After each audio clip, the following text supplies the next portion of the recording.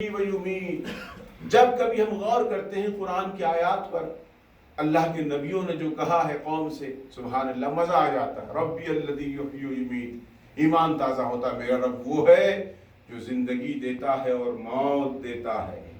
اب جانتے ہیں نمرود نے کیا کہا، وہی سب سڑا ہوا امرود، ہم نے کل بتایا تھا نا، نمرود کا مطلب کیا ہے؟ سڑا ہوا امرود۔ ہاں، اس کو یاد رکھو، اپنے بچوں کو بھی سکھا۔ نمرود کا مطلب کیا؟ سڑا ہوا امرود۔ ہم لوگ ایک دوسرے کو مذاق میں نہ جانے کیا کیا کہہ جاتے ہیں، ایک دوسرے کا نام رکھتے ہیں، نعوذ باللہ من ذالک، یہ بہت بری بات ہے۔ ایک دوسرے کو کبھی بھی برے الفاظ سے یاد نہیں کرنا چاہیے، کسی کی مذاق نہیں اڑانا چاہیے۔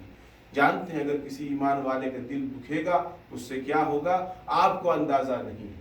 اللہ کے غضب کو اگر جلال آ گیا تو پھر کیا ہوگا۔ اگر بولنا ہے اس طرح سے تو ایسوں کو بولو، کیسوں کو؟ نمرود جیسوں کو، فرعون جیسوں کو، سمجھ رہے ہیں آپ؟ تو اب تفریح کے لیے کہنا تو ایسے کہیے، نمرود کا مطلب کیا ہے؟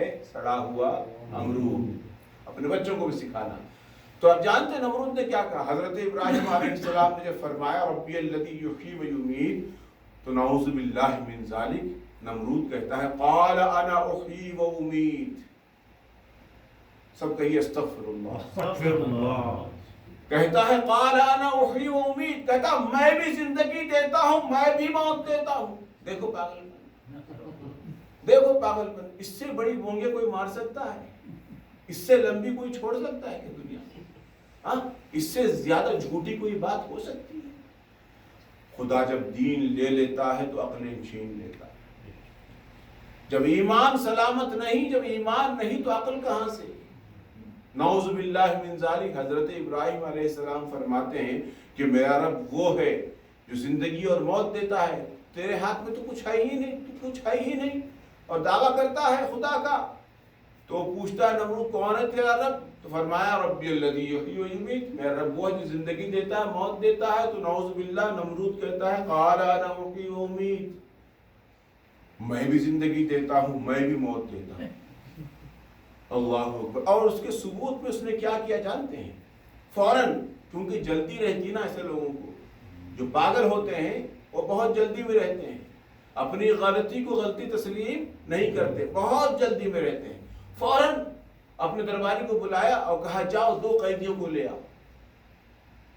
ایک قیدی سے پوچھا، قیدی مطلب پریزنر، جیل میں رہنے والا جیلی، ایک سے پوچھا کہ بتاؤ تمہارے تعلق سے میری عدالت سے کیا فیصلہ ہوا ہے؟ حالانکہ میں نمرود کی عدالت کو عدالت نہیں مانتا، ممبر رسول پر بیٹھ کے بول رہا ہے عدالت وہ ہے جہاں پر عدل ہو، انصاف۔ عدالت تو اللہ کے رسول کی تھی، عدالت تو صحابہ کی تھی، عدالت صدیق اکبر کی تھی، عدالت فاروق اعظم کی تھی، عدالت عثمان غنی کی تھی، عدالت شیر خدا کی تھی۔ ان لوگوں کی عدالت تھی۔ اور ایک عدالت وہ بھی ہے جو قیامت میں لگے گی۔